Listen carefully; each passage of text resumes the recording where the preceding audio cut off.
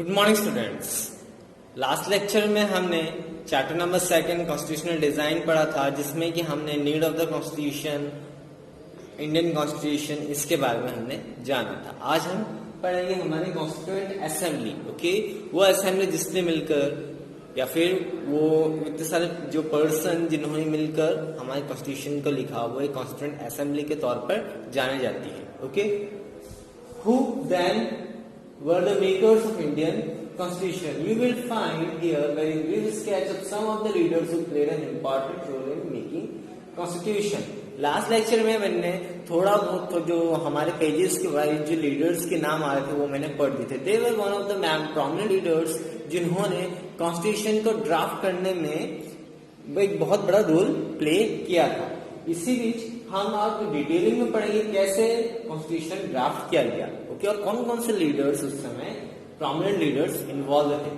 The drafting of the document called the constitution was done by the assembly of elected representative called the constituent assembly. Okay, उस समय जो prominent leaders थे, जिनको की जो बड़े बड़े लीडर्स थे, उन्होंने अपना रीजन वाइज कुछ लीडर्स को चुना था जो कि उस कमिटी में इन्वॉल्व हुए थे for the drafting of constitution, और उसी कमिटी को हम जानते हैं कॉन्स्टिट्यूएंट असेंबली के नाम से।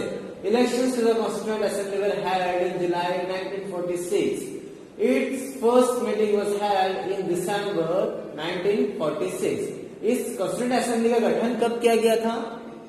1946 में, और इसकी पहली मीटिंग जुलाई 1946 में इस असेंबली का गठन किया गया था, और सबसे पहली मीटिंग इसकी दिसंबर 1946 में रखी गई। Soon after the country was divided into India and Pakistan, the Constituent Assembly was also divided into the Constituent Assembly of India and that of Pakistan. पहले अप्रोक्सीमेटली जिससे जो डिटेल हमें अकाउंट पता चलता है कि उस समय before the partition of Pakistan constituent assembly में अप्रोक्सीमेटली 300 मेंबर्स थे। बट लेकिन उस समय एक और चीज हुई थी, इंडिया का पार्टीशन हुआ था। सो जब इंडिया और पाकिस्तान का पार्टीशन हुआ तो बहुत सारे ऐसे लीडर थे जो कि पाकिस्तान की तरफ चले गए थे, जिसकी वजह से कॉन्स्टिट्यूएंट असेंबली के मेंबर्स कम हो गए थे। ओके, आइए जानते हैं कितने मेंबर्स थे। The constituent assembly that were Indian constitution has 299 members. जब पाकिस्तान के भी जो लीडर्स उसमें जब इन्वॉल्व थे, जो कि पार्टीशन में उस तक चले गए, उससे पहले अप्रोक्सीमेटली 353 या 63 मेंबर्स उस समय थे। बट लेकिन पार्टीशन के बाद कुछ मेंबर्स पाकिस्तान चले गए। As a result constituent assembly में जो ड्राफ्टिंग मेंबर्स कितने रह गए थे इंडिया के? Only 299 members. The Constitution adopted the Constitution of 26th of November 1949, और हमारी कॉन्स्टिट्यूएंट असेंबली ने 26 ऑफ नवंबर 1949 को कॉन्स्टिट्यूशन को असेंबली में एक्सेप्ट किया था। पूरे इंडिया में इसको लागू नहीं किया था। इसको पूरे इंडिया में मतलब इसका हमारे कॉन्स्टिट्यूशन को पूरे इंडिया में प्रॉपर तरीके से इनेक्ट कब किया था? On 26 of January 1950। ओके, इस बात में कंफ्यूजन मत होइएगा।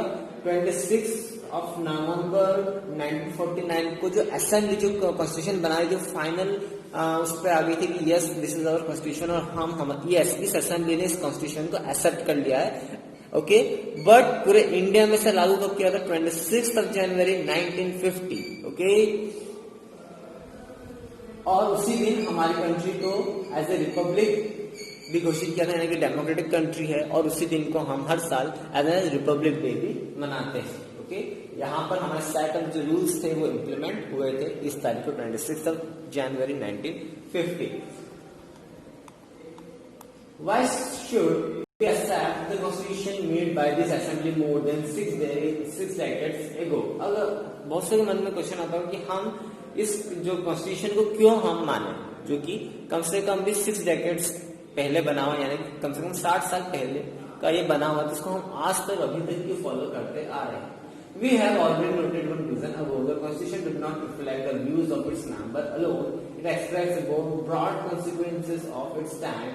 Many countries of the world have to rewrite their constitution afresh because the basic rules were not acceptable to all major social groups or political parties. In some countries, the constitution exists as a mere piece of paper. No one actually follows it. उसका सबसे बड़ा कारण अगर question आता है कि हम क्यों हमारे कॉन्स्टिट्यूशन को हम इतने पुराने कॉन्स्टिट्यूशन को अभी तक क्यों माने। उसका रीजन ये है कि उस समय जो कॉन्स्टिट्यूशन बना था केवल किसी एक पर्सनल लीडर ने नहीं बनाया था, कम से कम 299 मेंबर्स उसमें इन्वॉल्व थे और सब different communities, different states, different region से बिलोंग करते थे और उन सबको मद्देनजर रखते हुए इंडिया कॉन्स्टिट्यूशन सोशली इस तरीके से बनाया गया कि एवरीवन, हर किसी को राइट्स मिले, हर किसी के लिए एक्सेप्टेबल हो। इसी वजह से हम आज से अपने कॉन्स्टिट्यूशन को मानते आ रहे हैं। ऐसी बहुत सारी कंट्रीज है जिन्होंने अपना constitution time to time change किया है उसको या फिर रिराइट किया है due to some political changes. Okay, political या सोशल चेंजेस आने की वजह से उन्होंने टाइम टू टाइम अपने कॉन्स्टिट्यूशन को बार बार लिखा है। इसका हम क्लासिक एग्जांपल हम फ्रेंच रिवॉल्यूशन वाले चैप्टर से ले सकते हैं। उन्होंने पहले जब मोनार्चिकल गवर्नमेंट था तो उसकी जो किंग लुई 16 था उन्होंने अपने हिसाब से कॉन्स्टिट्यूशन लिखा। जब किंग लुई 16 को जेल में डाल दिया गया और वहां पे वापस से इलेक्शन हुए तब उन्होंने फिर से एक नया कॉन्स्टिट्यूशन ड्राफ्ट किया। सो कहीं ना कहीं जो बहुत सारी कंट्रीज है जहां पर उन्होंने अपने कॉन्स्टिट्यूशन को बार बार रिराइट किया है। कुछ कंट्रीज ऐसे भी हैं जहां कॉन्स्टिट्यूशन तो बना दिया गया है पर लेकिन वहां कोई उसे फॉलो नहीं करता। Okay, The experience of our constitution is different. Over the last half of century, several groups have questioned some provisions of the constitution, but no large social groups or political parties have ever questioned the legitimacy of the constitution itself. हालांकि हमारे constitution का जो experience है अभी तक जो है वो बहुत अलग है। पिछले 50 सालों में कुछ सोशल पॉलिटिकल ग्रुप्स ने कुछ डिमांड्स करी है कि हमारे कॉन्स्टिट्यूशन को थोड़ा बहुत चेंज करना चाहिए, बट लेकिन ऐसा कोई नेशनल पॉलिटिकल रिफॉर्म नहीं हुआ है या नेशनल रिवॉल्यूशन नहीं हुआ है जिसकी वजह से हमें अपना कॉन्स्टिट्यूशन चेंज करना पड़े।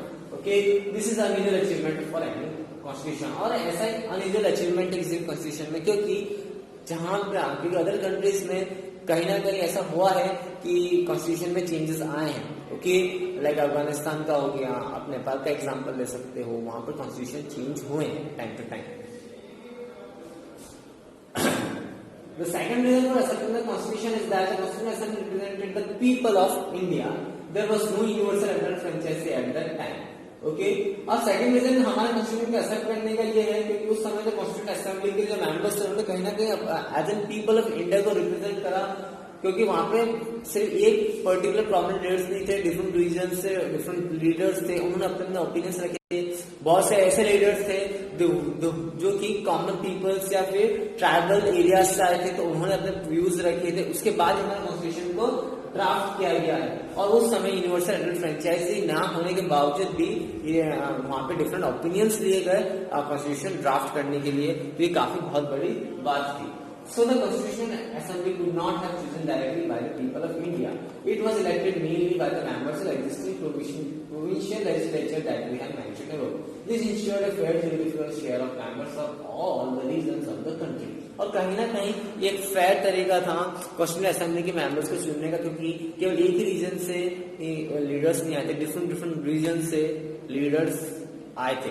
ओके, और उन्होंने कॉन्स्टिट्यूशन असेंबली में हिस्सा लिया और वहां पे उन्होंने अपने अपने व्यूज रखे कि कैसे हमारा नया जो कानून बनना है कैसे बनना चाहिए। The assembly was dominated by the Indian National Congress, the party that led the India's freedom struggle. इस असेंबली में सबसे ज्यादा domination INC Indian National Congress ने किया था। रीजन यही था क्योंकि इसी पार्टी में सबसे ज्यादा फ्रीडम स्ट्रगल में इन्वॉल्व थे।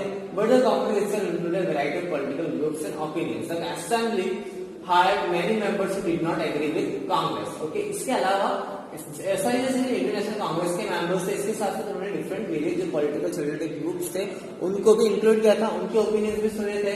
और कॉन्स्टिट्यूशन असेंबली में ऐसे बहुत सारे ऐसे मेंबर्स थे जो कांग्रेस की बातों से एग्री नहीं करते थे उस समय जब वो कॉन्स्टिट्यूशन बना रहे थे। तो कहीं ना कहीं वहां पर डिस्कशन हुए जब जाके कॉन्स्टिट्यूशन बना होगा, तो कहीं ना कहीं एक डेमोक्रेटिक कॉन्स्टिट्यूशन बनने का एक एग्जांपल यहाँ सेट किया है हमारे इंडियन कॉन्स्टिट्यूशन में और हमारे इंडियन के मेंबर्स जो कॉन्स्टिट्यूशन असेंबली के मेंबर्स थे। In social terms, too, the assembly represented members from different languages, group, caste, classes, religions and occupation. अब इन सोशल टर्म्स में कौन कौन से पीपल्स को इन्वॉल्व किया था? ऐसे मेंबर्स थे जो कि डिफरेंट भाषाएं बोलते थे, अलग अलग लैंग्वेजेस या बोलते थे, तो डेफिनेटली वो लोग different various parts of our India से आए थे।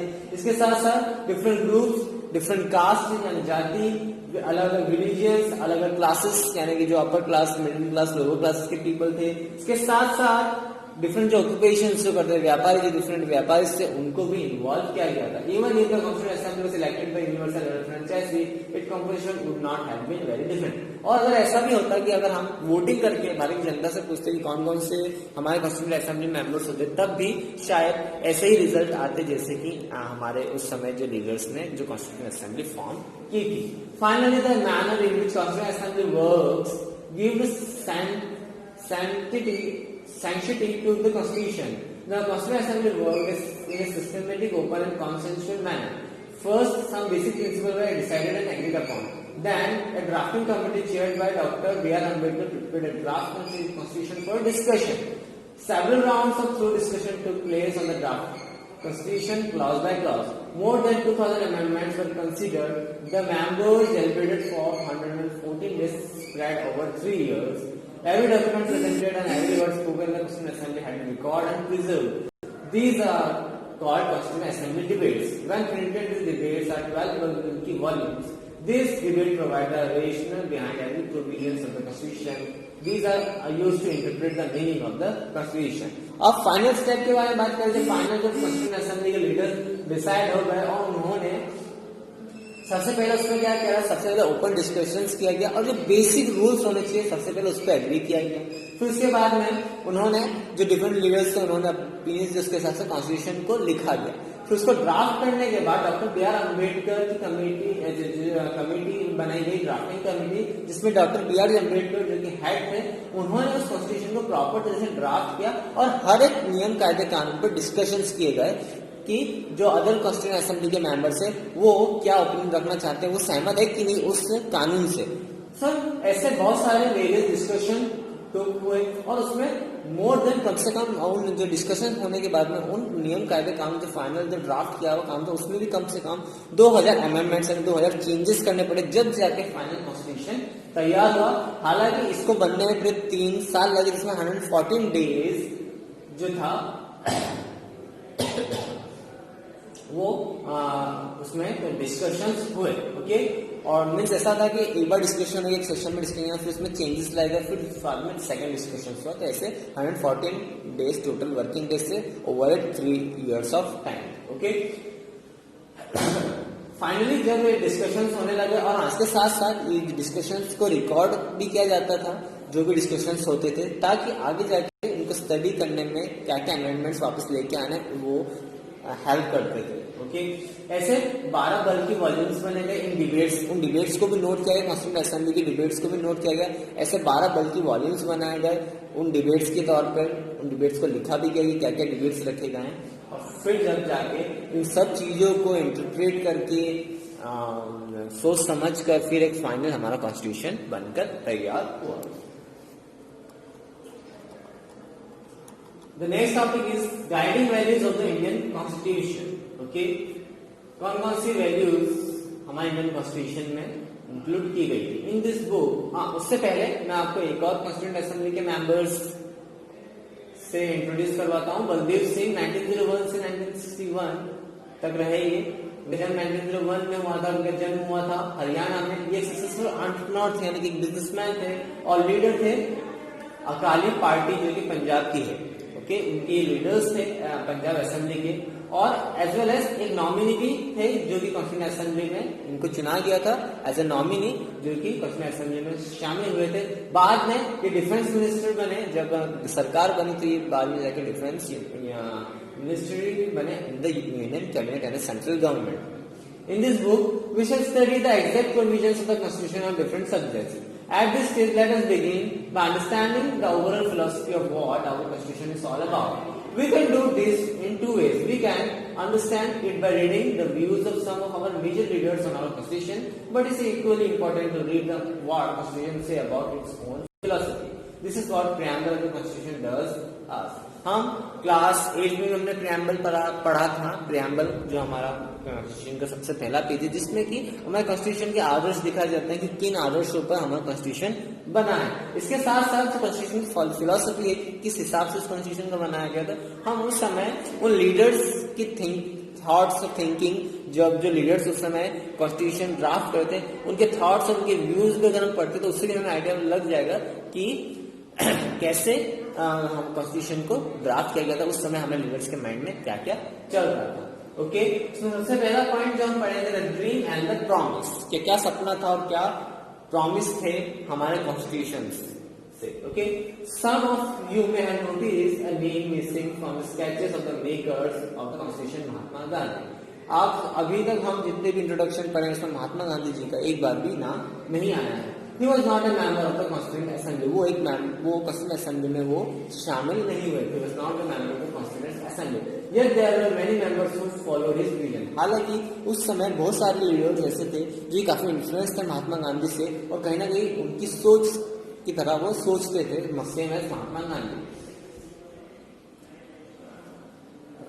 Years ago, writing in his magazine Young India in 1931, he had spelled out what he wanted the Constitution to do. इसी दौरान उन्होंने एक मैगजीन यंग इंडिया 1931 में उन्होंने बताया था, यंग इंडिया की मैगजीन में, कि हमारा इंडियन कॉन्स्टिट्यूशन कैसा होना चाहिए। तो हो सकता है उस मैगजीन से भी कुछ आइडियाज दिए हैं। ओके, उसी का एक्सट्रैक्ट है। ओके, महात्मा गांधी जी का, I said strive for the constitution which will release India from all the thraldom and patronage. I shall work for an India in which the poorest shall feel that it is their country, in whose making they have effective voice, an India in which there shall be no high class, no low class people, an India in which all communities shall live in a perfect harmony.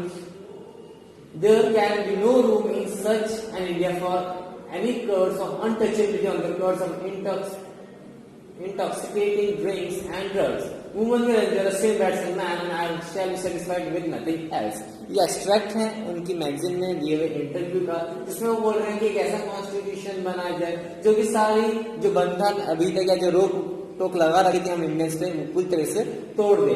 उन रोक टोक में कौन सी कि हर एक countries में जो भले गरीब से गरीब इंसान भी वो अपनी आवाज बुलंद आवाज को उठा सके, अगर उसके साथ अन्याय हो रहा है उसको ऐसा लगना चाहिए कि वो भी इस कंट्री का एक नागरिक है। इसके साथ साथ हमारी कंट्रीज में ना कोई हाई क्लास पीपल होना चाहिए, ना कोई लो क्लास पीपल होना चाहिए। यहाँ पर बेसिकली कास्ट सिस्टम बेस्ड बोला गया कि यहाँ पे कोई भी हायर कास्ट या लोअर कास्ट इंडिया में फॉलो नहीं होनी चाहिए।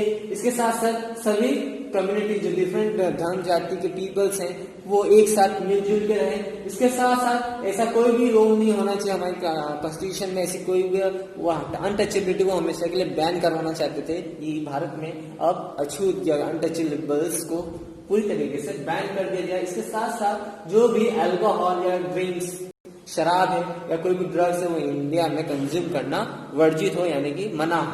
ओके, इसके साथ साथ जो राइट्स मैन के पास है वो राइट्स वुमन के पास भी होने चाहिए। ये व्यूज थे महात्मा गांधी के on the making of our Indian constitution. Okay, this dream of India that has eliminated inequality was shared by Dr. B.R. Ambedkar, who played a key role in the making of the constitution, but he had different understanding of how inequalities can be removed. He often bitterly criticized Mahatma Gandhi and his vision. In his concluding speech to the Constituent Assembly, he stated his anxiety very clear. ये इसी dream के तहत doctor B are Ambedkar ने भी inequality को eliminate करा था, but लेकिन उनकी थिंकिंग थोड़ी अलग थी as compare to Mahatma Gandhi. आइए जानते हैं क्या थिंकिंग थी इनकी। On 26th of January 1950, we are going to enter a life of contradictions. In politics, we will have equality, and in social and economic life, we will have inequality. अब देखिए यहाँ पर उन्होंने एक बात कही कि पॉलिटिकली हम सब इक्वल होंगे, बट लेकिन सोशल एंड इकोनॉमिकल लाइफ में हम इनइक्वल होंगे। सोशल और इकोनॉमिक यानी कि पैसे रखते हैं, पैसे के बारे में यहाँ पर बात कर रहे हैं। सोशल यानी कि समाज में जो पीपल्स जो डिफरेंट कास्ट से कंपेयर करते हैं, डिफरेंट धर्म के से कंपेयर करते, तो वहां पे इनइक्वालिटी तो रहेगी ही। उन्होंने ये कहा था, in politics we will be recognizing the principle of one man, one vote and one value. In our social economical life, we shall, by reason of our social economic structure, continue to deny the principle of one man and one value. How long shall we continue to live this life of contradiction? How long shall we continue to deny equality in our social and our economic life? If we continue to deny it for long, we will do so long by putting our political democracy in parallel. Okay, हम भले politically भी हम ये बोल दे कि all are equal, but लेकिन socially और economically भी इनइक्वालिटी रहेगी। Okay, in voting form also और इन स्टेटस के हिसाब से भी। तो कहीं ना कहीं हमें डेमोक्रेसी के लिए बहुत ज्यादा एक तरीके से डेमोक्रेसी में आगे जाके खतरे की बात बन जाएगी कहीं ना कहीं, क्योंकि ये इनइक्वालिटी से डेमोक्रेसी जो हम बोलते हैं डेमोक्रेटिक में हर कोई इक्वल होना चाहिए, यहाँ पर ये चीज साबित नहीं होगी। तो इसीलिए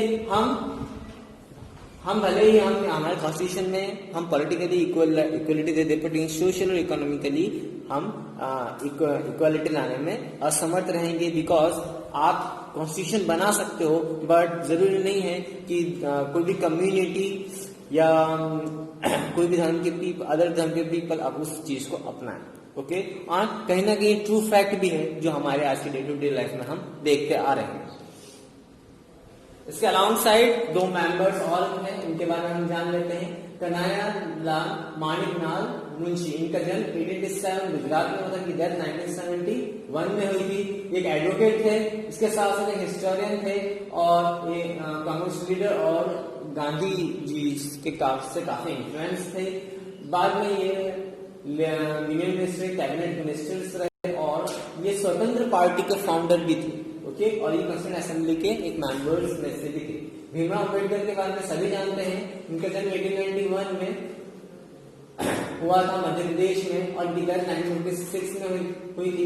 ये चेयरमैन थे drafting committee of the constitution के, और इसके साथ साथ एक सोशल रिवोल्यूशनर थे, थिंकर थे और एजुकेटर थे अगेंस्ट कास्ट डिविजन्स और इनइक्वालिटीज के बारे में। एक सोशल रिवोल्यूशनिस्ट थे जो कि काम करते थे, जो भी कास्ट बेस्ड डिस्क्रिमिनेशन होता था, इनइक्वालिटी जो फेस इन्होंने भी की थी, इसके अगेंस्ट भी लड़े थे, और जो बाकी सबके साथ हुई थी उनके अगेंस्ट भी ये एक अच्छे रिवोल्यूशनर के तौर पे जाने जाते हैं।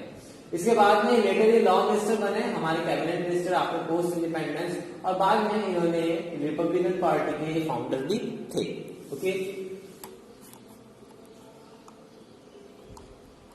लास्ट है एक और लीडर से श्यामा प्रसाद मुखर्जी, 1901 में इनका जन्म हुआ था। ये इनका जन्म हुआ था वेस्ट बंगाल में, इनकी डेथ 1953 में हुई थी। ये मिनिस्टर थे industry and supply in the interim government, यानी कि ऐसी गवर्नमेंट जब जिसका इलेक्शन नहीं हुआ था, जो कि इंटर्म फॉर्म में गवर्नमेंट बनी थी जस्ट आफ्टर द इंडिपेंडेंस। इसके बाद ये एजुकेशनिस्ट थे एंड लॉयर थे, और ये हिंदू महासभा में एक एक्टिव लीडर्स थे। बाद में इन्होंने एक भारतीय जन संघ पार्टी इन्होंने ही फाउंड की थी। ये was the founder of the भारतीय जन संघ। इन सब चीजों के बाद जवाहरलाल नेहरू ने अपनी जो फेमस स्पीच दी थी कॉन्स्टिट्यूएंट असेंबली में मिडनाइट 15 अगस्त 1947। तो आइए उस स्पीच के बारे में जानते हैं कि उनके क्या व्यूज थे हमारी कॉन्स्टिट्यूशन को लेके। Long years ago, we made a tryst with destiny, and now the time comes when we shall redeem our pledge, not only in all or in full measures, but very substantially. At the stroke of the midnight hour, when the world sleeps, India will awake to life and freedom. A moment comes which comes, but rarely in history, when we step out from the old to a new, when an age ends, and when the soul of a nation, long suppressed, finds utterance. It is fitting that at this solemn moment we take the pledge of dedication to service of India and her people and to still large cause of humanity. Okay, ये after long years of battle with the Britishers हमें ये आजादी मिल रही है। Okay, जहाँ पर हमें जब पूरी दुनिया सो रही है, हम एक नई दुनिया में कदम रखने वाले हैं एज एन इंडिपेंडेंट इंडिया। हमने अभी तक जो भी फेस करते जा रहे हैं वो एज अब खत्म हो गई और हम एक नई एज में जाने वाले as an independent India. Okay,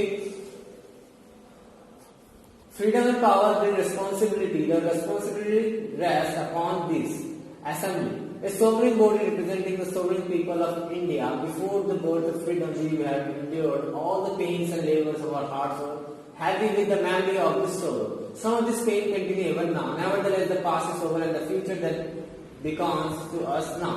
But the future is not of ease or resting, but an action striving so that we may fulfill the pledges we have so often taken and the one we shall take today.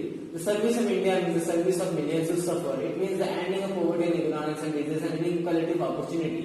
The ambition of the greatest man of our generation has been to wipe every tear from every eye. That may be beyond us, but as long as there are tears and suffering so long, work will not be over. इसमें ये बोल रहे हैं कि भले ही freedom हमें मिल गई है, पावर मिल गई है, बट लेकिन फ्रीडम और पावर जब मिलती है तो उसके साथ हमें रिस्पॉन्सिबिलिटी भी मिलती है। कि हमारी रिस्पॉन्सिबिलिटी होगी कि हम हमारी कंट्री को सॉवरेन बॉडी बनाए, यानी कि किसी भी अदर कंट्रीज के अधीन ना रहते हुए हम अब दूसरे देशों के अधीन नहीं रहेंगे अब। ओके, इसका मतलब ये होता है हमें भले ही क्या, हमने फ्रीडम से पहले हमने दर्द झेले हैं हमारे दिलों ने, हमारे भारत की जनसंख्या ने काफी सारा दुख तकलीफ झेली है। हालांकि हमने पास्ट में भी झेली है और हम ये चाहते हैं कि हमारे फ्यूचर आने वाली जनरेशन से उनको इस टाइप की दुख और तकलीफ ना झेलनी पड़े। हालांकि इस फ्यूचर इतना आसान नहीं होगा, इसको अच्छा बनाने के लिए हमें काफी सारी मेहनत करनी पड़ेगी, काफी सारी सर्विसेज करनी पड़ेगी ताकि हम हमारे देश से गरीबी, पॉवर्टी को पूरी तरह से खत्म कर सके। बीमारी, इनइक्वालिटी जो इनइक्वालिटी जो होती है on the basis of opportunity, हर किसी को अपॉर्चुनिटी नहीं मिलती है, हर जगह हमें इक्वालिटी लानी पड़ेगी और हमें एक ऐसा एम्बिशन लेके चलना पड़ेगा कि हम हमारी जितनी भी जनरेशन आए, जितनी पीढ़ियां हैं, उनकी आंखों में आंसू ना आए। और जब तक हमें काम करना पड़ेगा जब तक कि हम किसी की आंखों में आंसू ना आ पाए। ये स्पीच थी कॉन्स्टिट्यूएंट असेंबली में मिडनाइट 15 अगस्त 1947, जब हम अगले दिन सुबह जब हमें आजादी मिलती तब की। ओके, यहाँ पे कुछ और प्रोमिनेंट लीडर्स हैं। जवाहरलाल नेहरू के बारे में जान लेते हैं। इनका जन्म 1889 में हुआ था। इनका जन्म उत्तर प्रदेश में हुआ था। इनकी डेथ 1964 में हुई थी। ये पहले प्राइम मिनिस्टर थे in the interim government, also lawyer and Congress leader. ये इसके साथ साथ लॉयर भी थे। Advocate of socialism, democracy and anti imperialism, later the first prime minister of India. Okay, prime minister interim government के भी थे और पहले डेमोक्रेटिक इलेक्शंस में भी यही जीते थे and as a first prime minister के तौर पे जाने जाते हैं। फिर आते हैं सरोजिनी नायडू। इनका जन्म 1879 में हुआ था और उनकी डेथ 1949 में हुई थी। इनका जन्म आंध्र प्रदेश में हुआ था। ये पोएट थी, राइटर थी और पॉलिटिकल एक्टिविस्ट थी। among the foremost women leaders in the Congress और one of the women leaders in the Congress थी। बाद में गवर्नर उत्तर प्रदेश भी रही और as well as she was the member of Constituent Assembly also। फिर आते हैं सोमनाथ लहरी। इनका जन्म 1901 में हुआ था वेस्ट बंगाल में। इनकी डेथ 1984 में हुई थी। राइटर एडिटर थे, leader of the communist party of the India CPI के लीडर थे। इसके साथ साथ ये लेजिस्लेटिव असेंबली के मेंबर भी। जब वेस्ट बंगाल में स्टेट इलेक्शन हुए तो वहां के legislative assembly as an MLA भी ये मेंबर रह चुके हैं वेस्ट बंगाल की लेजिस्लेटिव असेंबली में।